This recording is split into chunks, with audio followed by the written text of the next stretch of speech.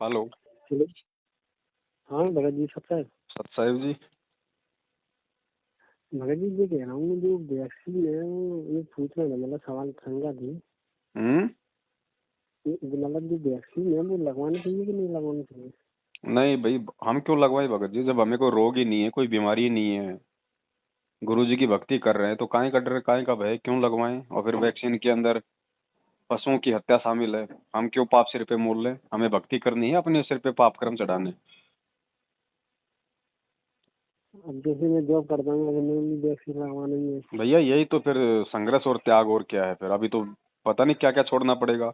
आज आप एक वैक्सीन के लिए नौकरी नहीं छोड़ पा रहे, कल को आप यहाँ से चलोगे तो शरीर कैसे छोड़ोगे, बाल बच्चे परिवार कैसे छोड़ोगे, ये मकान खेत कैसे छोड़ोगे भैया? तो भगत जी अब जैसे अपन, तो ये तो चलो वैक्सीनेशन हो सकता है क्योंकि ज्यादातर दवाई गलत चीजों से ही बनती है। लेकिन अपन और भी जैसे मेडिसिन है वो भी खाते हैं, तो वो भी मछली के तेल से और उनसे बनती है, हाँ तो वो भी तो क्यों ले, खाते हैं। क्यों ले? जब हमें परमात्मा ने सबसे बड़ी दवाई दे दी, जब गुरु जी ने कह दिया कि परमात्मा मुर्दे तक को जिंदा कर सकता है, तो क्या परमात्मा इंजेक्शन लगा के जिंदा करता है? क्या परमात्मा टेबलेट दे के जिंदा करता है? वो उस भगत को करता है, उस भगत के असाध्य रोगों को दूर करता है, उसकी रक्षा करता है जो उसके ऊपर विश्वास करता है, जो उसकी दी गई भक्ति को विश्वास के साथ करता है। तो भक्ति करो ना विश्वास के साथ, मर्यादाएं निभाओ ना परमात्मा की सारी। आपके ऊपर ऐसी आपत्ति नहीं आएगी, और आपत्ति आएगी तो परमात्मा टालेगा। तो हॉस्पिटल भगत में जी तो की उसको बात भगना अगर है पड़ता तो है वो भगत अभी जी। इंजेक्शनों का सारा तो उसको लेना पड़ता है जिसको अपने गुरु पे विश्वास नहीं, जो भक्ति सही नहीं करता। तो अपने आप को उस चीज क्या, के लिए तैयार करो ना। मुझे तो समझ में नहीं आ रहा। क्या अब वो बोल रहे हैं कि कंपलसरी लगवाना, जॉब तो तभी कर पाओगे। गवर्नमेंट तो कल को दारू पीना कंपलसरी कर देगी, आप क्या करोगे उस समय? ये तो आपने देखना है ना। गवर्नमेंट के वही रूल्स माने जाएंगे जो चीजें मानने लायक हैं। गवर्नमेंट तो जगह जगह शराब के ठेके भी खोल रही है, मांस के ठेके भी खोल रही है, बीड़ी दारू भी बेचती है, तो क्या हम पिए भैया? कंपलसरी क्या है? गवर्नमेंट को बोलो भैया फिर मेरे घर में राशन भी पटक, मेरे बच्चों की फीस भी भर, मेरे लाइट पानी का बिल भी भर। फिर अगर मैं तेरी बात मानू तो तू भी मेरी बात मान, और वो आपकी बात नहीं माने तो फिर आप क्यों मानोगे उसकी बातें? फिर संघर्ष कहाँ है फिर? ये काल का मैं लोक तो है यहाँ प्राइवेट भगत। नौकरी करता हूँ, मतलब प्राइवेट नौकरी करता हूँ टाटा भगत जी में। सरकारी नौकरी हो तो भी छोड़नी पड़ेगी, अगर ऐसी कोई नौबत आ जाएगी तो भैया। अगर परमात्मा चाहिए तो राजा अब्राहम सुल्तान ने तो राज त्याग दिया उस परमात्मा के लिए। गुरुजी ने अपनी नौकरी छोड़ी है, अपने जेई की नौकरी छोड़ के बताइए गुरुजी ने पहले कि भक्ति में अगर कोई चीज बाधा उत्पन्न हो जाए, चाहे नौकरी हो चाहे बच्चे हो, छोड़ना पड़ेगा अगर भगवान चाहिए तो।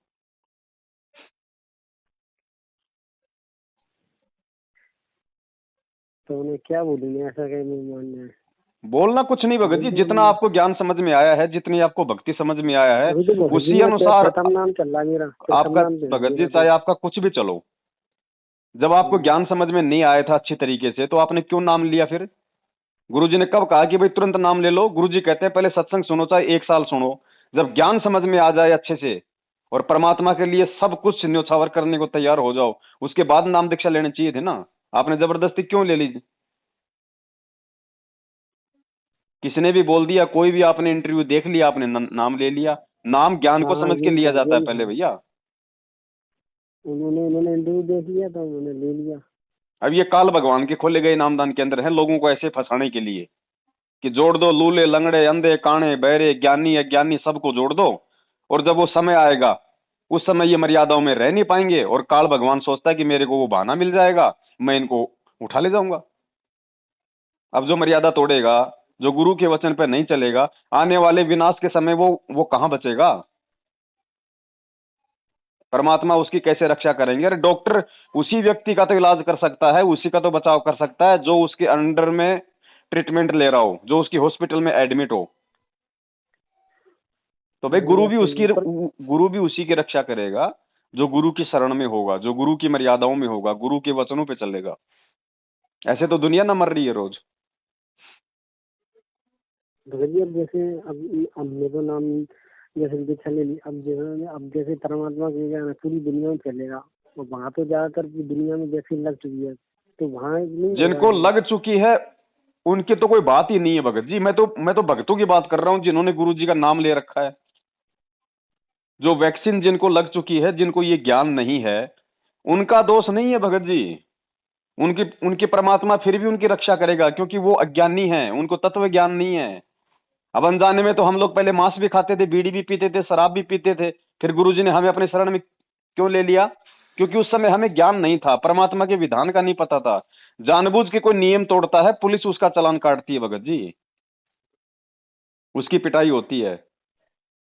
अनजाने की गलती को परमात्मा माफ करता है भाई, उनके तो माफ कर देगा परमात्मा। जो आज जितने भी उल्टे काम कर रहे हैं, आज को आप भाई, आज जैसे नरेंद्र मोदी है या और किसी राष्ट्र का कोई पीएम है, कोई सीएम है, यदि वो आज उल्टे कर्म कर रहा है इतने सारे, तो उसको अभी ज्ञान नहीं है, उसको परमात्मा के विधान का नहीं पता, उसको इस तत्व ज्ञान का नहीं पता। तो उसको परमात्मा फिर भी माफ कर देगा जब उसको ज्ञान हो जाएगा और वो अपने समय याचना मांगेंगे तो। लेकिन जो आज भगत हैं, जो परमेश्वर के भगत बन चुके हैं, सत्संग सुन चुके हैं, तत्व ज्ञान ले चुके हैं, सही गलत का फैसला करना जानते हैं, वो अगर जानबूझ के गलतियां करेंगे, जब आपके गुरु ने चमड़े के जूते तक पहनने के लिए भगत को मना किया हुआ है, तो भगत जी उस वैक्सीन में तो भगत जी गाय के मतलब गाय है या कोई भी ऐसा जो पशु है जिसके अंदर एंटीबॉडी होती है, उन सब का मतलब खून शामिल है, उनकी हत्याएं शामिल है। आप कैसे ले लोगे भैया? फिर तो शराब भी पियो, फिर तो मांस भी खाओ, मांस भी खाओ ना, फिर बात तो वही है ना। फिर मर्यादा कहाँ रह गई? फिर हम भगत कहाँ रह गए? जब हमारा गुरु इस भक्ति के लिए इतना संघर्ष कर रहा है, दो दो बार जेल गया, आज 7 साल से जेल बैठा हुआ, लोगों की गालियां खा रहा है, तो हम क्या है भगत जी 20-30-50 हजार रुपए की नौकरी नहीं छोड़ सकते भैया? अगर वो समय आया तो पहले आप उनको समझाने की कोशिश करो। जहां भी आप नौकरी करते हो उन्होंने कहा भैया ये मेरे नियम है, जैसे आपकी कंपनी के नियम है ऐसे मेरे नियम है, मैं भक्ति करता हूँ, मुझे विश्वास है अपने भगवान पे, मैं क्यों डरूं इन बीमारियों से? जो बीमारी मुझे आई नहीं, जो मुझे अभी तक लगी नहीं, मैं भक्ति कर रहा हूँ, जो मुझे लग नहीं सकती उसके लिए मैं क्यों ये टीका लगवाऊं? क्यों मैं ये जीव हत्या का पाप अपने सिर पे मैं रखूं? मेरे गुरु ने मुझे रोज ये शिक्षा दी है। मुझे असुर निकंदर नमैनी में मेरा गुरु मुझे रोज कहता है विश्वास करने के लिए कि जय अग्नि तन निकट न आवे, दूरी जात रंग आवे, रोग शोग छल छल छिद्र न व्यापे। कि रोग शोग छल मेरे भगत के कोई कोई रोग नहीं होगा। बाकी आपकी मर्जी है भगत जी, लगवाओगे तो उसका परिणाम भी आप ही भोगोगे, परमात्मा को जबरदस्ती नहीं करेगा। लेकिन जब वो, क्योंकि जैसे आप ये लगवाओगे आपकी मर्यादा टूटेगी, मर्यादा टूटेगी तो जब तक आपकी बैटरी चार्ज है, जब तक आपके अच्छे पुण्य है, तब तक तो चाहे आप कितने कुकर्म कर लो भैया, कोई कुछ नहीं कहेगा आपको। लेकिन मर्यादा आपकी टूट चुकी है, और उसके बाद जब आपका वो माड़ा कर्म आएगा ना, जहां पे परमात्मा का जब सहयोग करने का जब समय आएगा, फिर परमात्मा हाथ नहीं लगाएगा, क्योंकि आप मर्यादाओं से दूर हो चुके हो। घर में लाइट उसी की आएगी जिसने गवर्नमेंट से लाइट का कनेक्शन ले रखा है, बाकी के नहीं आएगी भगत जी।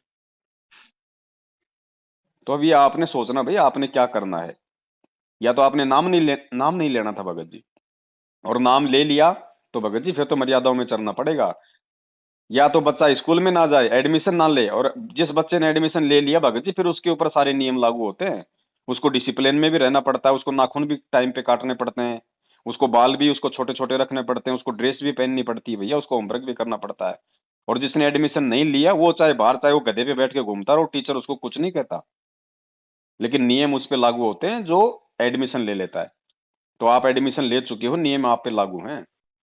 आप नियम तोड़ोगे तो फिर भगत जी मास्टर फिर उस बच्चे की पिटाई भी करता है।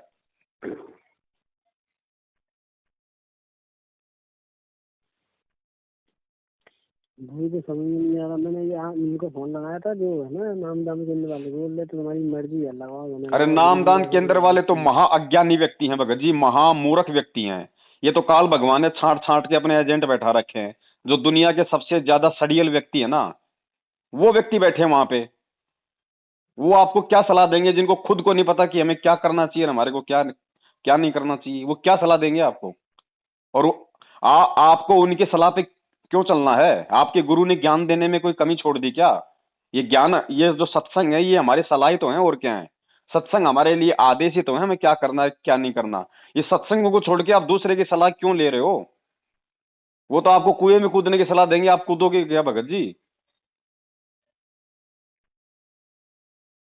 भगत जी हमारा तो ऐसा नहीं है, अब इतना तो हमें पता नहीं है क्या है, क्या क्या है, क्या क्या है। भाई ये ये तो सबसे है ना। पहले ये पता करना था, उसके बाद ही नाम लेना था। हम 7 साल से हम लोग क्यों चिल्ला रहे हैं, क्यों जल्दबाजी कर रहे हो? क्या भगवान पे विश्वास नहीं है कि भगवान आएगा नहीं, जेल में मर जाएगा? अगर इतना भी तुम्हें विश्वास नहीं है तो फिर क्यों नाम ले रहे हो, क्यों भक्ति कर रहे हो? पहले ज्ञान को समझो ना अच्छे से, भगवान कोई भक्के थोड़ी जा रहा है।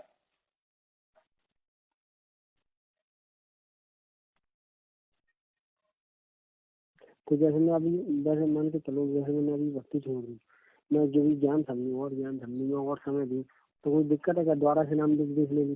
कोई बचाव नहीं होगा भगत जी, अगर समय आ गया आपका अगर बुरा, तो कोई बचाव नहीं होगा। ये थोड़ी है कि भैया मैं बीच में मैं भक्ति छोड़ दूं, मैं दोबारा से मैं ज्ञान को समझूं। आप ज्ञान को समझते रहो, सत्संग सुनते रहो। आपके अगर अच्छे कर्म है तो चाहे कितनी आपत्ति हो, परमात्मा रक्षा करेगा। अगर आपके अगर पुण्य अगर खत्म हो गए तो फिर आपकी कोई रक्षा नहीं होगी, चाहे आप सत्संग सुनते रहो लाख। तो क्या है, घर में मैं ही अकेला उपदेश ही हूँ। भाई अकेले हो चाहे पूरा परिवार उपदेशी हो, ये बातें आपको पहले सोचनी चाहिए थी। आपकी जेब में 2 रुपया है नहीं और आपने एडमिशन ले लिया जाके दुनिया की सबसे महंगी हॉस्पिटल में, तो क्या होगा? ये तो आपको पहले देखना था। आप इंसान हो, आप कोई जानवर तो थे नहीं, या आप कोई बच्चे तो थे नहीं जो किसी ने आपको बहका दिया। आप अपने आत्म कल्याण के लिए किसी से नाम दीक्षा ले रहे हो तो पहले उसके बारे में जानना बहुत जरूरी है ना। वो क्या शिक्षा दे रहे हैं, क्या सत्संग कर रहे हैं, उसके बाद मुझे क्या क्या नियम निभाने पड़ेंगे। आप अपने बच्चों को ऐसे ऐसे एडमिशन करवा देते हो क्या? आपको पूरी जानकारी मिलती है ना वहां से, और आप भी पूरी जानकारी लेते हो कि भाई इस स्कूल के क्या क्या नियम है, ड्रेस यहाँ पे कैसी चलेगी, कौन सा कपड़ा होगा, पुस्तकें कहाँ से मिलेंगी, कौन कौन सी पुस्तकें होंगी, फीस कितनी होंगी। या फिर ऐसे जाके नाम लिखवा देते हो? और ऐसे ही अगर कोई जबरदस्ती कोई नाम भी लिख लेता है तो वो भी मूर्ख है, नाम लिखने वाला भी। तो ये मूर्ख मिल गए आपको, ये सतलोक आश्रम मैनेजमेंट हरियाणा वाले। इनको कोई मतलब नहीं किसी के आत्म कल्याण से। इनको तो ये है कि मेरे नामदान के अंदर पे इतने लोग जुड़ गए, मैं अपने गुरु महेंद्र भगोड़े को ये बात बताऊंगा तो बहुत ज्यादा प्रसन्न होगा, मुझे शाबाशी देगा। इनका मकसद ये है और कुछ नहीं है। इनको ना गुरु से कोई लेना, ना इनको ज्ञान से कोई लेना। इनको आत्माओं के ये नाम दीक्षा दिलवा दिलवा के फर्जी और काल के खूंटे से बांधना है। बिना ज्ञान समझे मर्यादा में कोई रहेगा नहीं आने वाले समय में। सब लोग काल के हत्थे चढ़ेंगे, और काल यही चाहता है, यही उसकी सूक्ष्म चाल होती है, जो फंस चुके हैं लाखों लोग। पर भगत जी फायदा तो होता है लोगों को। फायदा तो नरेंद्र मोदी को भी हो रहा है, उसने कोई नाम ले रखा है क्या? आप मेरे को बताइए। फायदा अपने संस्कारों से होता है, अपने प्रारब्ध के कर्मों से होता है फायदा। आपके रिश्तेदारों को फायदा नहीं हो रहा क्या? आपसे ज्यादा हो रहा होगा। हाँ वो तो है। तो फायदा देख के भगवान को मानोगे क्या? भगवान को ज्ञान समझ के माना जाता है, फायदा देख के नहीं। फायदा तो देवी देवता भी दे रहे हैं भैया। फायदा तो आप आसाराम के भक्तों से जाके पूछो, उनको भी मिल रहा है। फायदा तो राम रहीम के भक्तों को भी मिल रहा है, लेकिन उनके अपने भक्ति संस्कारों का मिल रहा है जो कभी उन्होंने किसी जन्म में की थी। फायदा तो महाभारत के युद्ध में टटीरी पक्षी को भी मिला था, उसने कौन सा नाम ले रखा था भैया? फायदा तो देवी देवताओं को भी मिल रहा है, उन्होंने कौन सा नाम ले रखा है परमात्मा से? जब तक बैटरी चार्ज है तब तक पंखा भी चलता है, कूलर भी चलता है, टीवी भी चलता है। लेकिन बैटरी डिस्चार्ज होगी तब क्या होगा?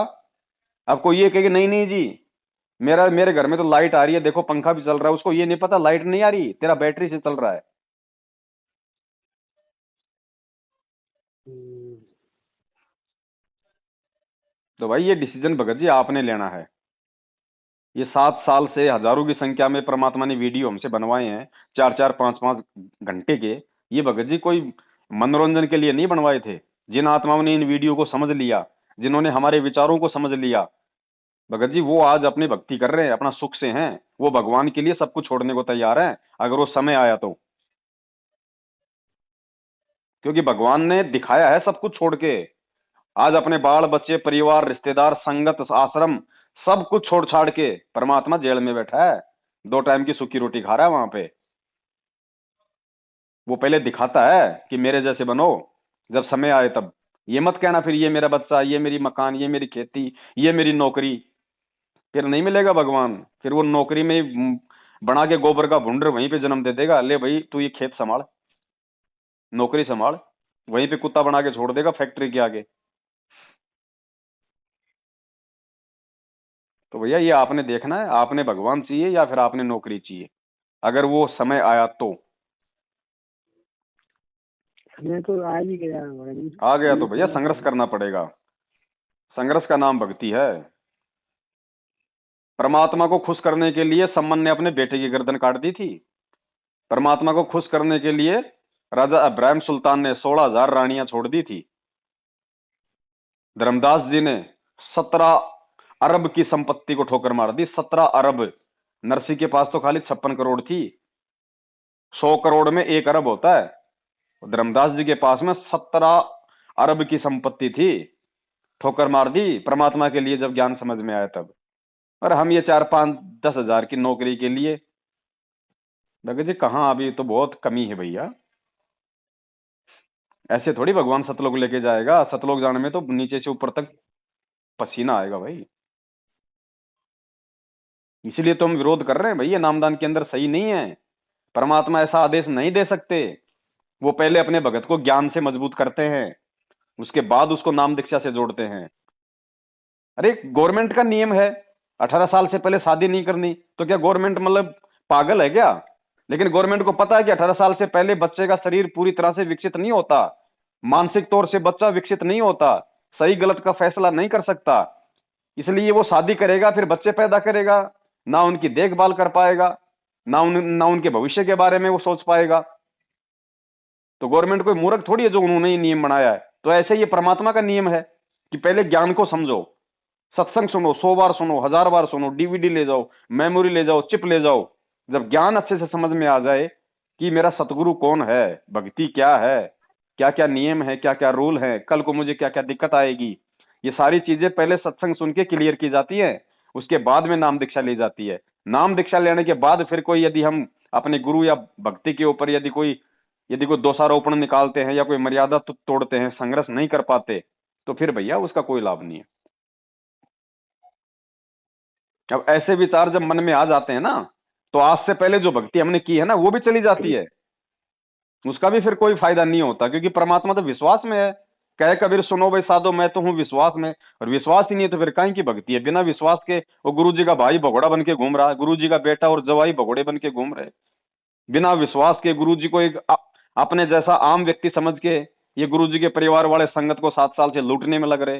ये कोऑर्डिनेटर नामदान संचालक ज्योति पाठ के नाम पे अपना पेट भर रहे, क्योंकि इनको विश्वास ही नहीं है। विश्वास नहीं होगा तो आपको डर नहीं होगा, डर नहीं होगा तो आप सारे कुकर्म करोगे।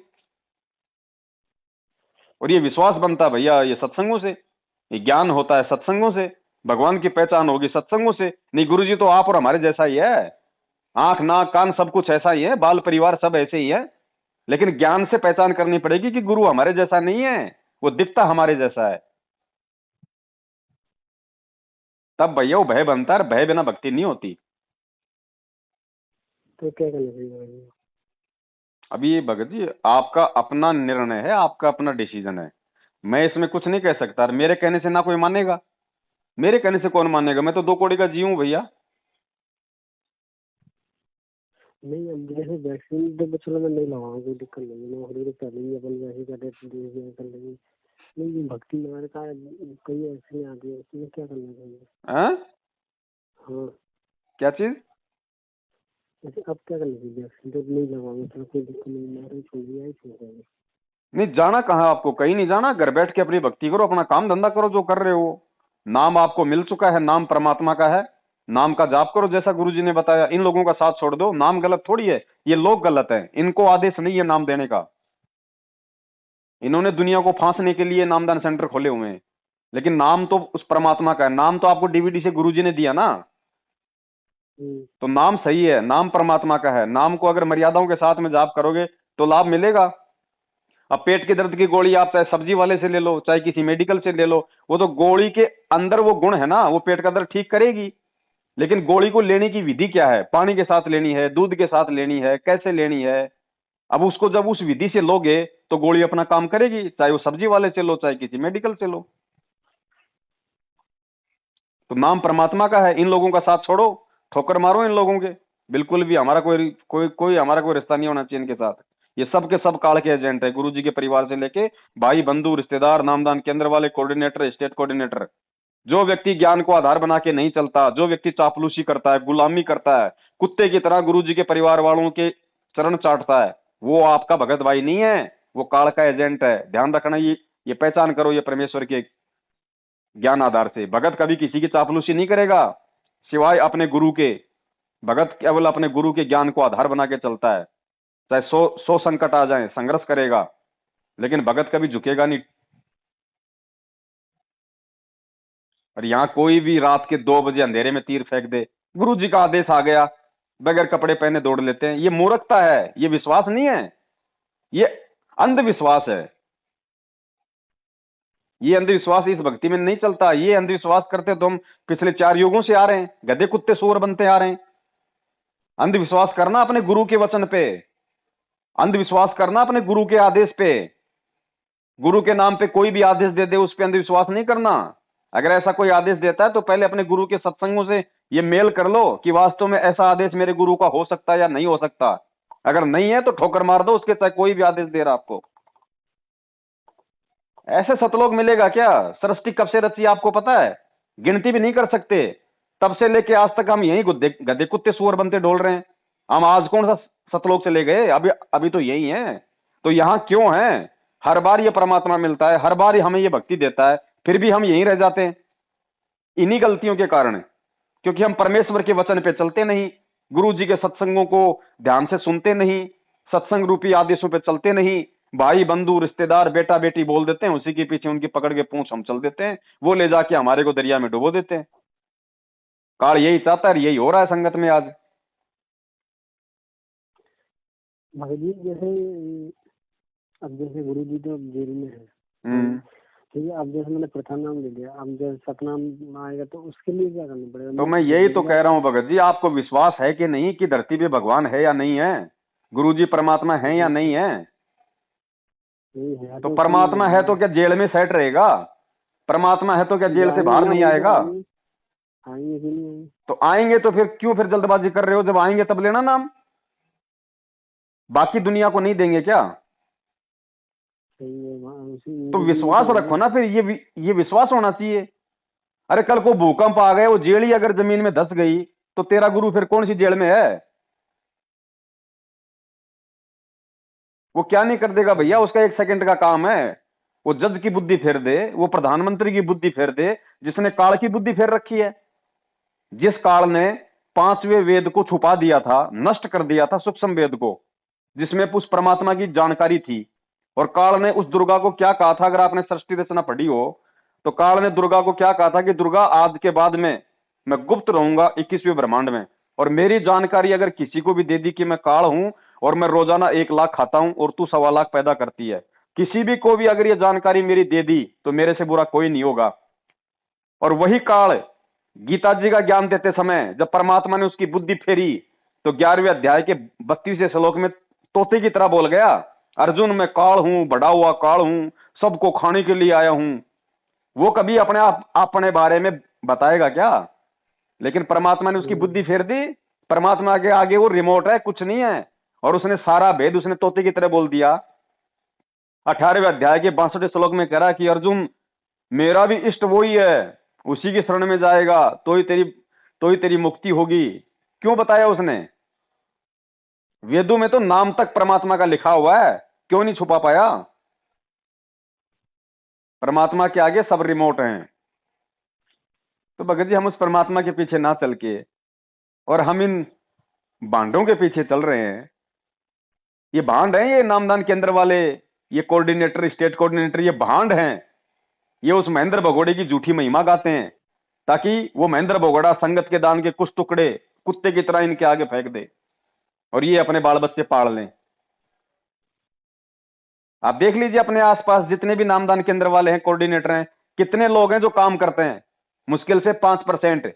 90% क्या कर रहे हैं? आप और हमारा खा रहे हैं संगत का, पाप के भागी बन रहे हैं, आराम के टूक तोड़ रहे हैं। और आज उनके साथ हो भी वही रहा है, मर रहे हैं अकाल मौत। कोई कोरोना से मर रहा है, कोई बीमारियों से मर रहा है, कोई एक्सीडेंट होके मर रहा है, किसी का बेटा फांसी लगा रहा है, किसी की पत्नी घर छोड़ के भग रही है, कोई खुद मर रहा है। क्यों मर रहे हैं? भक्ति सही नहीं है भैया, सही नहीं कर रहे। जो हराम के टोक इन्होंने संगत के खाए हैं गुरुजी की आड़ में, भैया ये परमात्मा के दान का पैसा था। एक एक रुपया ना ये सूल बन के निकलेगा, सूल बन के। ये मालिक का पैसा है, भक्तों की नेक कमाई थी, जो इन्होंने भक्तों को मूर्ख बना बना के ज्योति पाठ और दान के नाम पे लूट खाए। ये कांटे की तरह निकलेंगे अब आने वाले समय में, और कांटे उनको भी भोगने पड़ेंगे जिन्होंने ये आंख बंद करके इन कुपात्रों को ये दान दे दिया, ज्योति पाठ के नाम पे इनको दान दे दिया, बिना गुरु के आदेश के, बिना गुरु के मुख से सुने हुए। ये सबको भोगने पड़ेंगे आने वाले समय में। ये विनाश काल का समय है, युग परिवर्तन का समय है। आधी से ज्यादा जनसंख्या जाएगी दुनिया की। मैंने तो अभी तक ज्योति पाठ के लिए पाप दान वान कोई दिया नहीं। तो भैया ज्ञान को आधार बनाओ। जहां भी आप नौकरी करते हो, अगर ऐसी कोई नौबत आपके सामने आती है, उनके सामने बेबाक तरीके से अपनी बात रखो ना। नहीं भैया जेल में डालो, डाल दो, तुम्हारी मौत, तुम्हारा राज, लेकिन हम तो अपने गुरु के वचन पे चलेंगे भाई। हम नहीं लगवाएंगे। अगर तुम्हें नौकरी से निकालना तो निकाल दो बेशक, हमारा पेट ये नौकरी नहीं भर रही। तेरी कंपनी में कितने लोग होंगे? 250, 300, 400, 500, 1000, 2000। दुनिया में तो 8.5 अरब है, उनका पेट क्या तू भर रहा है? वो परमात्मा भरता है। हम जितना एक महीने में नहीं खाते, एक हाथी तो उतना एक समय खा जाता है। वो कौन सा भगत जी फैक्ट्री में नौकरी कर रहा है? उसको भी तो परमात्मा दे रहा है। परमेश्वर कहते हैं पोपाटी पकड़ा भैया जागी जिया जून, वो सब काहू को देत है चोस समाना चून। जिसने पैदा किया ना वो देता है। माँ के पेट में फैक्ट्री दे रही थी क्या? माँ के पेट में परमात्मा ने दिया भैया। तो जो माँ के पेट में दे सकता है क्या बाहर नहीं देगा? अगर विश्वास होगा तो।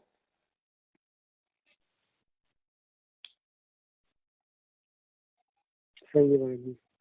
आप देख लो भगत जी, बाकी नाम छोड़ने से कोई फायदा नहीं है, परमात्मा से प्रार्थना करने से फायदा है कि परमात्मा आज से पहले। और देखो आपके अंदर जो थोड़ी सी जो ये कमजोरी है ना कि भाई नौकरी छूट जाएगी, क्या होगा, ये है वो है, ये कमजोर विचार भी आपके अंदर इसलिए आ रहे हैं क्योंकि आप इन कुपात्रों के जो है मतलब संपर्क में थे। आप इन बुद्धिहीन लोगों के संपर्क में थे, मैनेजमेंट वालों के संपर्क में। जब आप परमात्मा के सत्संगों के संपर्क में आओगे, आप अपनी सारी गलतियों की समय यातना अपने घर पे परमात्मा को दंडोत करके करोगे कि मालिक आज से पहले मुझे नहीं था कुछ भी पता, मैंने तो आपका ज्ञान समझा, ज्ञान मुझे अच्छा लगा मालिक, मैंने नाम ले लिया। मुझे सही गलत का पता नहीं था, मैंने आपके सत्संग भी मैंने आपके इतने नहीं सुने। परमात्मा मुझे माफ करो।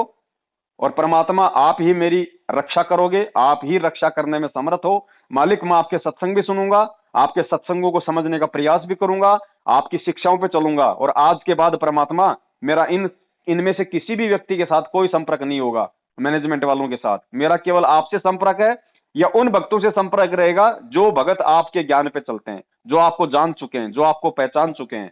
परमात्मा मेरी सारी गलतियों को माफ करने की कृपा करो, और आगे से परमात्मा मुझसे कोई भी गलती ना बने। आप सदा मेरे साथ में रहो और मुझे ज्ञान आधार से चलने की शक्ति दो। फिर देखो भगत जी क्या नहीं कर देगा परमात्मा। जो काल का दिमाग फेर सकता है, क्या आपकी फैक्ट्री वालों का दिमाग नहीं फेर देगा? यार जब इस बंदे को इतना विश्वास है तो फिर हमें क्या लेना देना। और कोई कंपलसरी नहीं है, ये सरकार की तरफ से कंपलसरी नहीं है, ये आपकी कंपनी वालों ने कंपलसरी कर रखा होगा। तो उनको बोलो भैया सरकार की तरफ से कोई कंपलसरी नहीं है। जब मुझे विश्वास है अपनी भक्ति पे, अपने भगवान पे, और मरूंगा तो मैं मरूंगा, तुम क्यों टेंशन ले रहे हो भैया?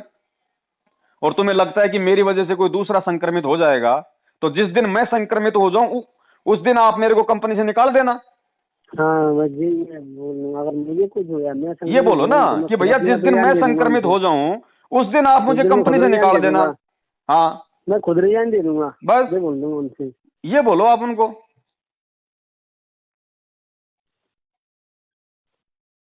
यही मैंने सोच रहा था, अगर मैं यही बोलूंगा, अगर मैं तो लगाऊंगा नहीं, ठीक है। अगर तुम अगर लिख के दे दो, अगर वैक्सीन लगवाने के बाद मुझे कोई दिक्कत नहीं होगी, वो तो देंगे नहीं। सही है ना भगत जी? मैं बोल दूंगा, अगर मैं लिख के दे दूंगा, अगर कोई देखो भगत जी, अगर संघर्ष नहीं करेंगे, हम अगर उनसे वाद विवाद नहीं करेंगे सही चीज के लिए, तो फिर हमारे में जगत में फिर क्या अंतर भगत जी? भाई हम उनको कोई चीज बोलेंगे तभी तो उनके मन में वो चीज वो खटकेगी कि यार बंदा इतने कॉन्फिडेंस के साथ में बोल रहा है, यार वास्तव में यार ऐसी क्या भक्ति है, ऐसा क्या है इसके गुरु के पास में। तो वो भी परमात्मा से जुड़ने की कोशिश में लगेगा, वो भी जानने की कोशिश करेगा, सत्संग सुनने का प्रयास करेगा। और हम किसी को कुछ बताएं ही नहीं, हम खुद अपना बस उसमें लग रहे हैं, जिसने जैसा आदेश दे दिया वैसा मान लिया, तो दुनिया वाले कहां जागेंगे भैया? सही है। तो भगत जी इस अज्ञानता से बाहर निकलो जो ये मैनेजमेंट